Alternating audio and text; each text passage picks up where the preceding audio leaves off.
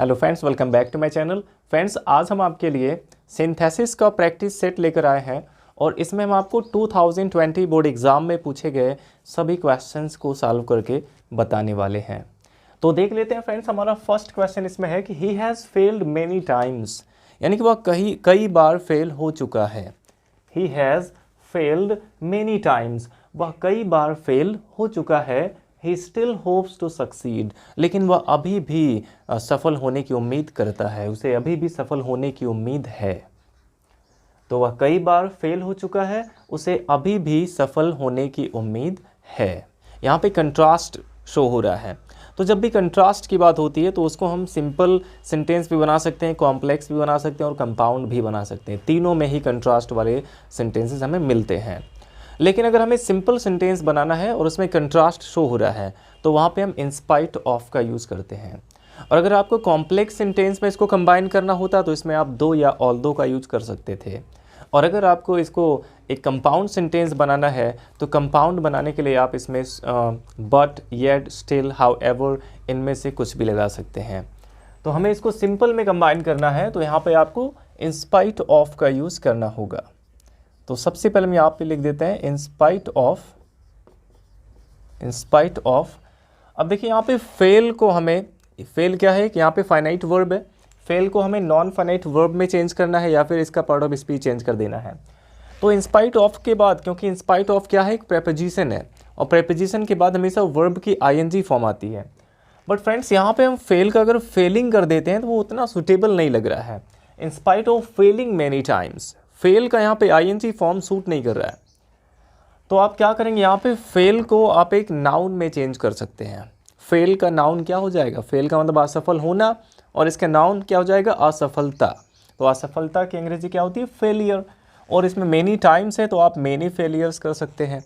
तो यहाँ पे आप कर देंगे in spite of many failures, in spite of many failures, यानी कि बहुत सी असफलताओं के बावजूद भी। इन स्पाइट ऑफ का मतलब होता है के बावजूद या फिर के होते हुए भी। तो बहुत से असफलताओं के बावजूद भी he still hopes to succeed, यहाँ पे आप कॉमा लगा देंगे, फिर लिख सकते हैं कि ही होप्स टू सक्सीड, या फिर स्टिल का भी यहाँ पे यूज़ कर सकते हैं। बट अगर इन स्पाइट ऑफ लग गया तो यहाँ पे स्टिल लगाना कोई ज़रूरी नहीं है, तो आप सीधे लिख सकते हैं he hopes to succeed, he hopes to succeed। तो आप इसको इस तरह से कंबाइन कर सकते हैं कि in spite of many failures he hopes to succeed। अगर आप चाहें तो यहाँ पे स्टिल लगा भी सकते थे, बट जब यहाँ पे in spite of का यूज हो गया कंट्रास्ट के लिए तो यहाँ पे स्टिल कोई कंपल्सरी नहीं है लगाना। तो ये हो गया in spite of many failures he hopes to succeed। और अगर इसे हमें एक कॉम्प्लेक्स सेंटेंस बनाना होता तो कॉम्प्लेक्स में क्या होना चाहिए, एक डिपेंडेंट क्लॉज और एक इंडिपेंडेंट क्लॉज, यानी एक क्लॉज को हमें डिपेंडेंट बनाना है जिसका कंप्लीट सेंस ना निकले। तो यद्यपि यहाँ पे लगा सकते हैं कि यद्यपि वह कई बार फेल हो चुका है फिर भी वह अभी भी सफल होने की उम्मीद करता है। तो क्या हो जाएगा, although he has failed many times, भले ही वह कई बार या यद्यपि वह कई बार असफल हो चुका है। फिर यहाँ पे आप येट का यूज़ करके कर सकते हैं, yet he hopes to succeed. Although he has failed many times, yet he hopes to succeed। तो इस तरह से आप इसको कॉम्प्लेक्स में कंबाइन कर सकते हैं। अगर इसको आपको कंपाउंड सेंटेंस में कंबाइन करना होता तो कैसे बनाते कि he has failed many times, still he hopes to succeed। He has failed many times, still he hopes to succeed। still को आप केवल he के पहले कर देते हैं, फिर स्टॉप की जगह पे, तो इससे ये दोनों सेंटेंस कंबाइन हो जाते हैं। या फिर यहाँ पे आप बट का भी यूज़ कर सकते हैं, he has failed many times but he still hopes to succeed, ऐसा बना सकते हैं। या फिर आप इसमें हाउ एवर का भी यूज़ कर सकते हैं, he has failed many times however he still hopes to succeed, however he hopes to succeed, इस तरह से बना सकते हैं। तो इसे हमें एक सिंपल सेंटेंस में कंबाइन करना था तो यहाँ पे हमने इन स्पाइट ऑफ का यूज़ कर दिया है। तो इन स्पाइट ऑफ के बाद या तो एक नाउन आना चाहिए या फिर एक नॉन फाइनाइट वर्ब आना चाहिए, यानी कि जेरंड आना चाहिए। तो यहाँ पे देखिए फेल को जेरंड बनाना उचित नहीं समझा हमने, तो इन स्पाइट ऑफ के साथ हमने क्या किया, फेल का नाउन बना दिया, मेनी फेलियर्स हो गया। अब देखिए नेक्स्ट क्वेश्चन हमारा है कि he was innocent that was the verdict of the jury. He was innocent, वह निर्दोष था। That was the verdict of the jury, jury का मतलब आप पंचायत कह सकते हैं या फिर जजेस का एक ग्रुप होता है उसको जूरी कहते हैं। तो that was the verdict, verdict का मतलब फैसला कह सकते हैं, फैसला या निर्णय कह सकते हैं। That was the verdict of the jury, यानी कि पंचायत का निर्णय यही था कि वह निर्दोष है। अब इसको हमें कंबाइन करना है किसमें, एक कॉम्प्लेक्स सेंटेंस में। इसको हमें कॉम्प्लेक्स सेंटेंस बनाना है। तो देखिए आपको बताया गया था कॉम्प्लेक्स बनाने के लिए यहाँ पे आप नाउन क्लॉज का यूज़ कर सकते हैं। That was the verdict of the jury, यानी जूरी का फैसला था, जूरी का निर्णय था क्या। यहाँ पे आप क्या लगा के क्वेश्चन करेंगे तो पूरा नाउन क्लॉज मिल जाएगा। तो जूरी का निर्णय क्या था कि वह इनोसेंट है, कि वह इनोसेंट है। तो दैट ही वॉज इनोसेंट, ये यहाँ पे हो गया हमारा नाउन क्लॉज। चाहे तो आप दैट से स्टार्टिंग कर सकते हैं कि दैट ही वॉज इनोसेंट, और इसके बाद आप यहाँ से स्टार्टिंग कर सकते हैं सब्जेक्ट को हटा के, was the verdict of the jury. या तो आप इसको ऐसे बना सकते हैं, noun clause as a subject use करके।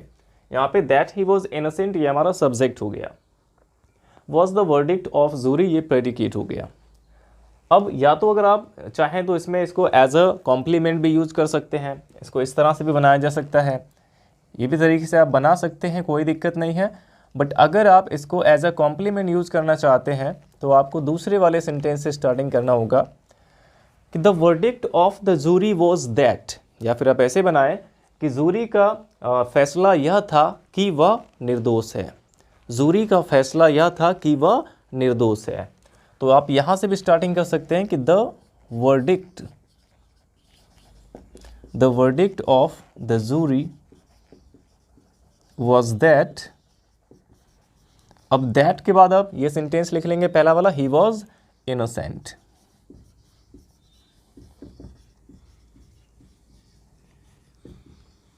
बट यहाँ पे जो दैट ही वॉज इनोसेंट, ये जो नाउन क्लॉज हमारा है ये एक कॉम्प्लीमेंट के रूप में यूज हुआ है।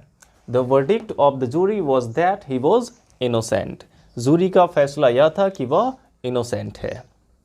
इस तरह से इसको हमने कॉम्प्लेक्स सेंटेंस में कंबाइन कर दिया।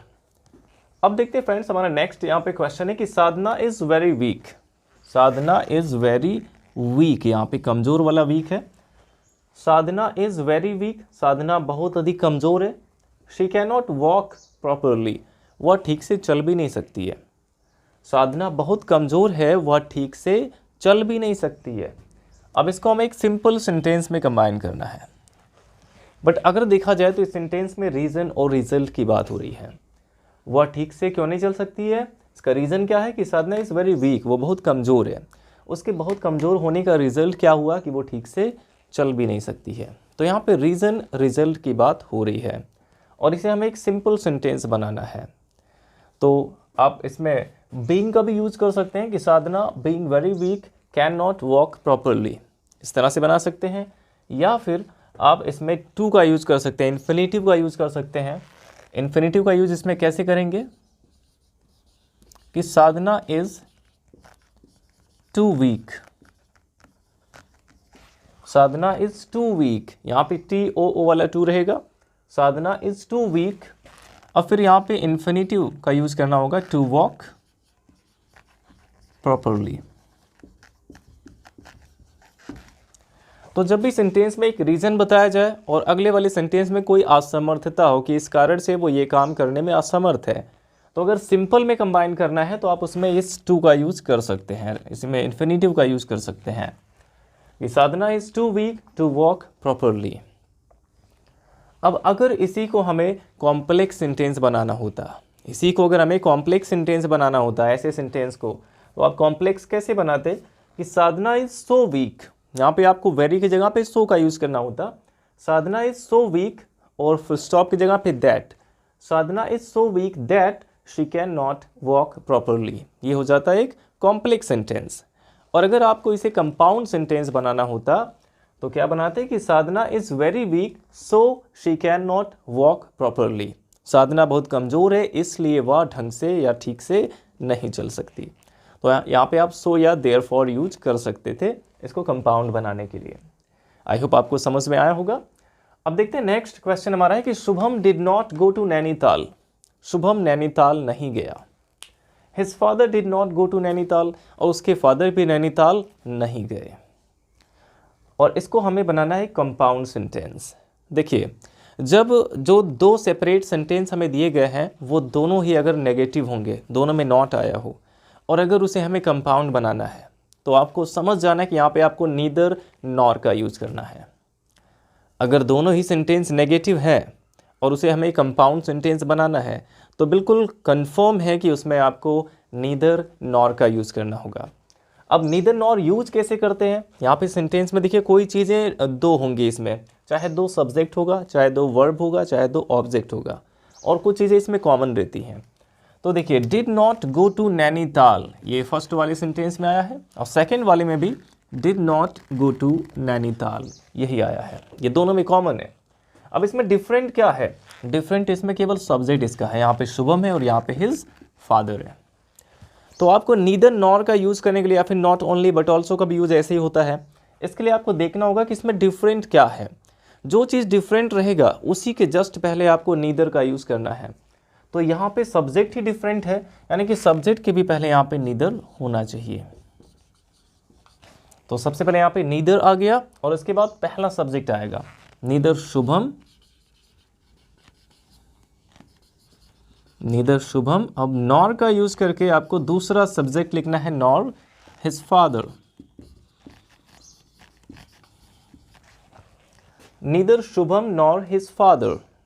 अब देखिए, जब इसमें नीदर नॉर आ गया तो नीदर का मतलब ही होता है ना तो जब नीदर आ गया तो इसका मतलब इसमें नॉट लगाने की ज़रूरत नहीं है।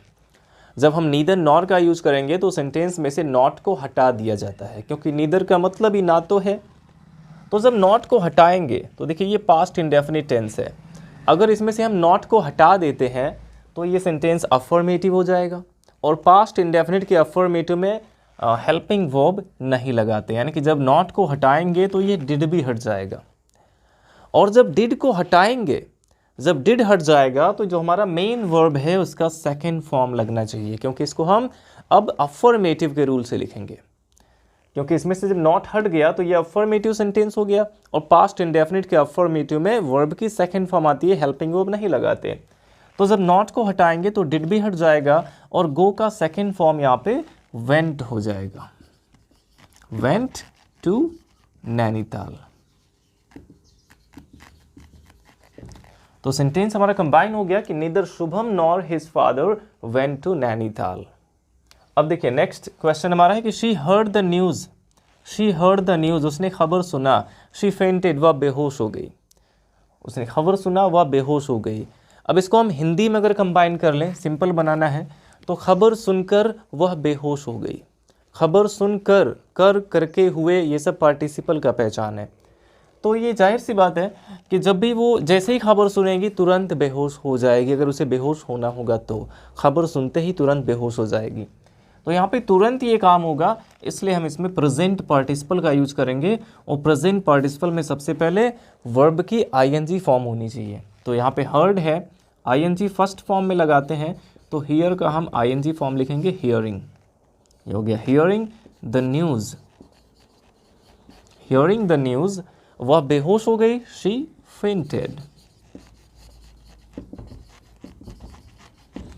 ये सेंटेंस हमारा कंबाइन हो गया एक सिंपल सेंटेंस में कि hearing the news she fainted, खबर सुनकर वह बेहोश हो गई। यहाँ पे हमने प्रेजेंट पार्टिसिपल का यूज करके इसको कंबाइन किया है। अब देखिए फ्रेंड्स, हमारा नेक्स्ट क्वेश्चन है कि ही इज़ वेरी पुअर, वह बहुत गरीब है। He can not buy a scooter, वह एक स्कूटर नहीं खरीद सकता है। अब देखिए ये वाला जो हमारा क्वेश्चन है ये तीसरे वाले क्वेश्चन से बहुत ज़्यादा मैच करता है। Sadhana is very weak, she can not walk properly. इसी तरह से बिल्कुल ये भी है कि he is very poor, he can not buy a scooter. लेकिन इसको हमें सिंपल सेंटेंस बनाना था तो हमने इसमें इन्फिनेटिव का यूज़ कर दिया, और यहाँ पे इसको हमें कॉम्प्लेक्स बनाना है। तो यहाँ पे कॉम्प्लेक्स हमें बनाना है तो आप क्या करेंगे, सबसे पहले सब्जेक्ट ही इज़, वेरी की जगह पे आपको सो कर देना, he is so poor, he is so poor that.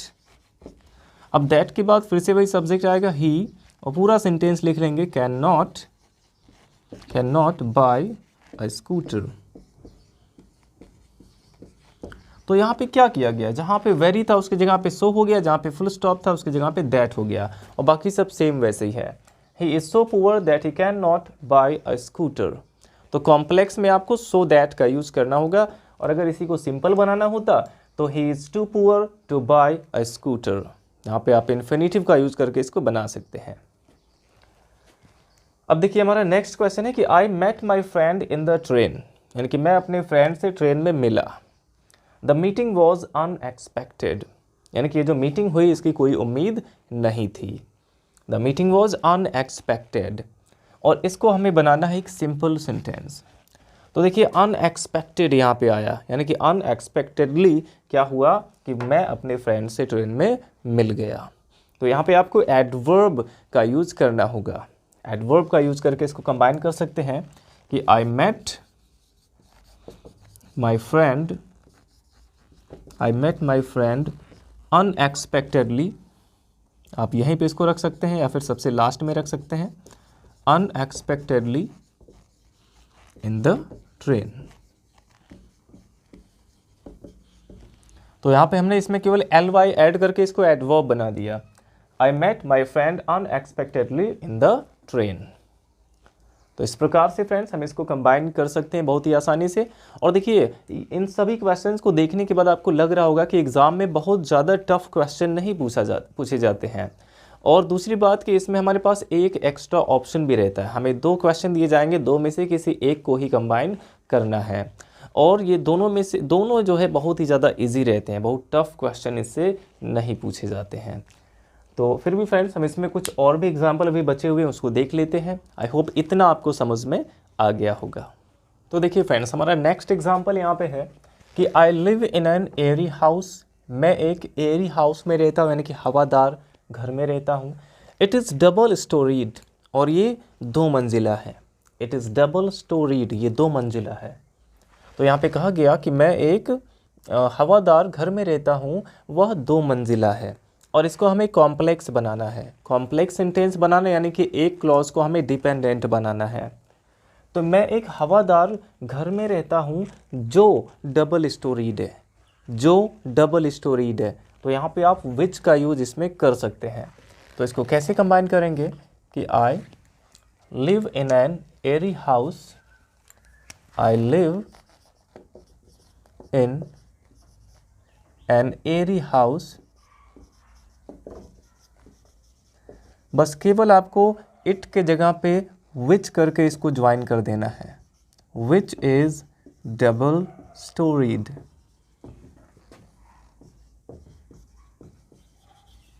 Which is double storeyed. तो यहाँ पे हमने केवल विच का यूज करके इसको कंबाइन कर दिया एक कॉम्प्लेक्स सेंटेंस में। तो I live in an Airy house which is double storeyed.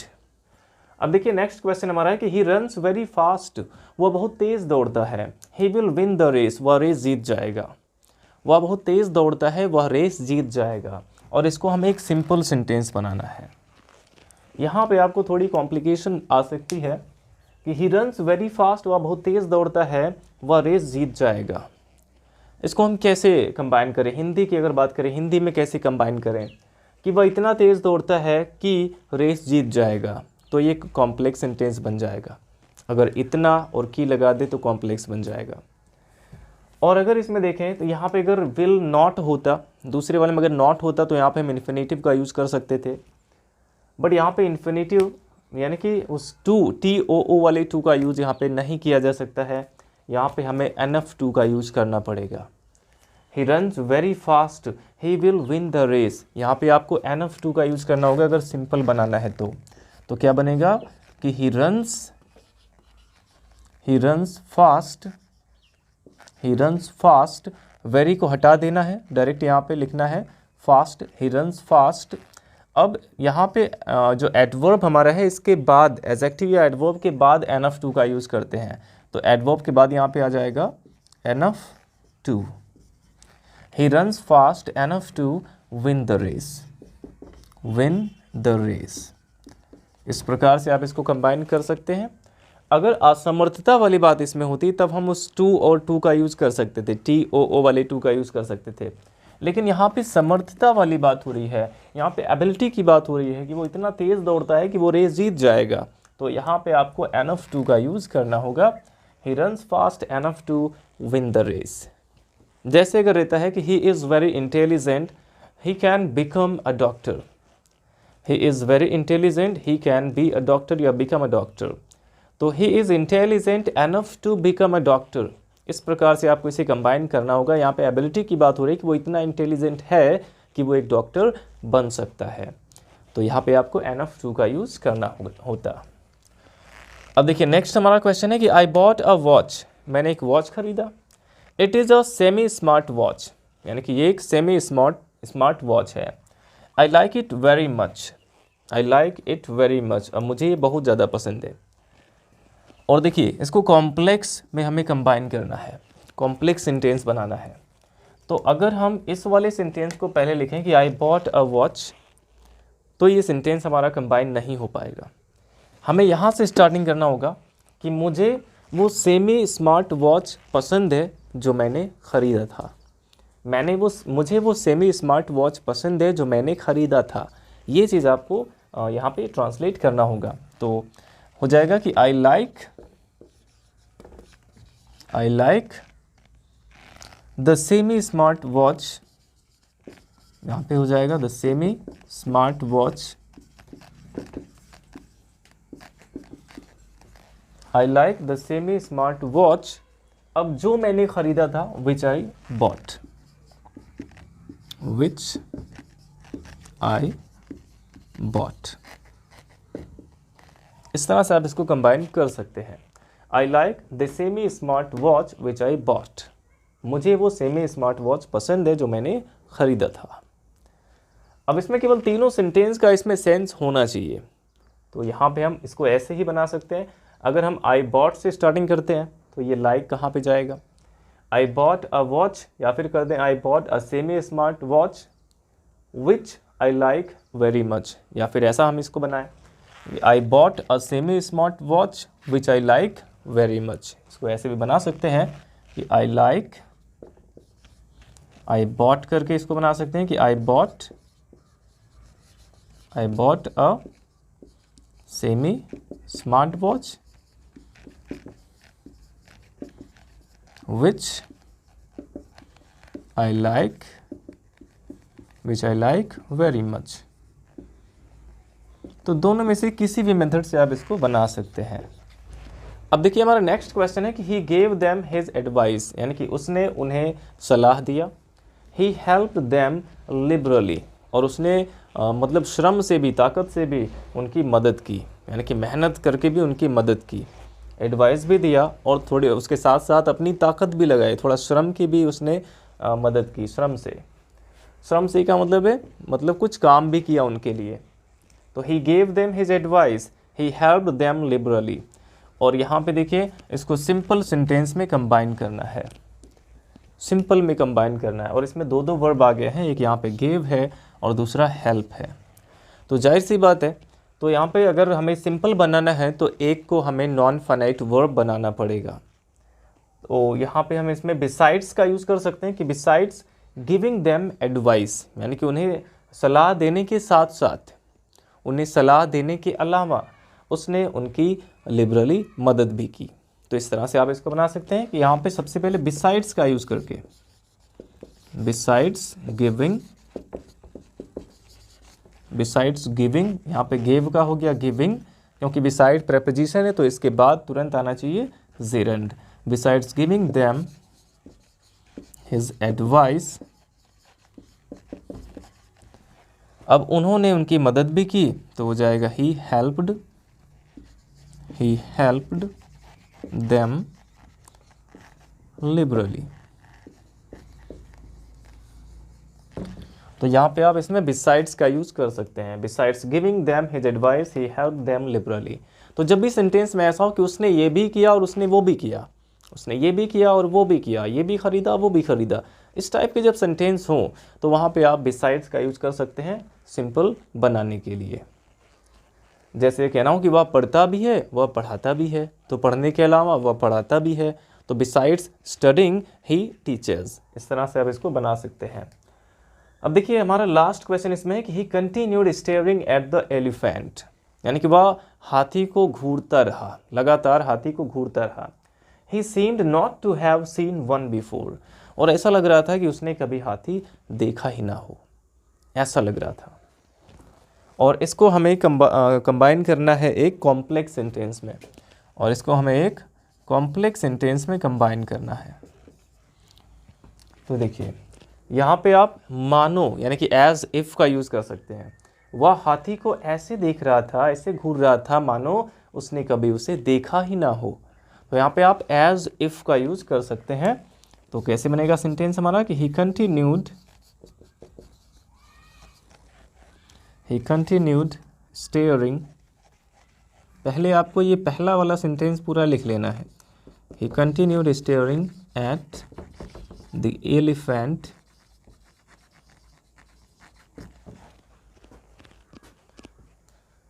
तो he continued staring at the elephant, यानी कि वह एलिफेंट को लगातार घूरता रहा मानो उसने उसे पहले कभी देखा ही ना हो।